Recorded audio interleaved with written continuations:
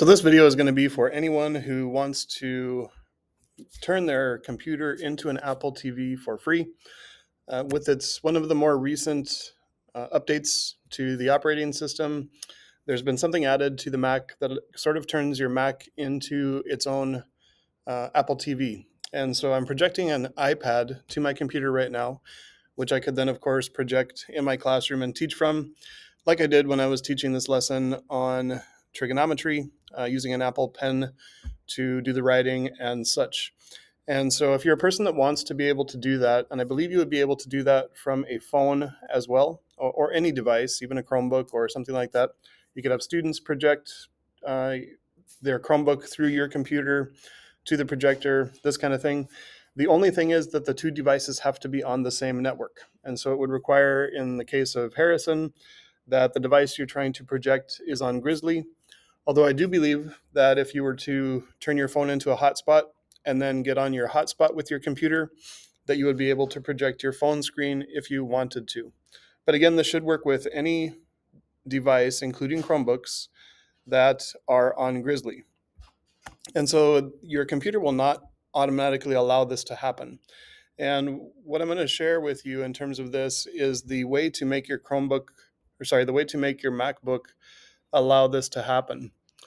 And I'm going to bring back the iPad for just a moment. What I need you to notice is that when I go to Screen Mirror, I get a list of these Apple TVs here in the building. And then I get Paula McCracken, and this happens to be Paula McCracken's computer. You can see the icon is different. And if I wanted to project this to my computer, I would have this here.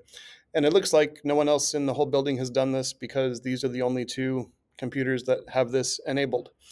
And so if you want to be able to do that, here's what you've got to do. You need to go to System Settings. We need to go to General, AirDrop and Handoff. And then down here, you're going to see Allow AirPlay. And so again, this is exactly how an Apple TV works. We're going to turn this computer into an Apple TV by just changing one of the settings. And so if you do that, sorry, let me get back to this here. If you come in here, you'll notice that this one is set to current user. And what that would make happen is only the person who is signed in to both devices with the same Apple ID would be able to use this computer for AirPlay. You just want to change that to anyone on the same network. And when you make that switch, again, what you'll see when you go to your iPad, Chromebook, whatever, any device that's on the same network, you'll be able to select it. The nice thing is that students won't be able to do it without you allowing their screen to be projected. So you do have to click accept each time, and it will usually come up with a 4-digit code.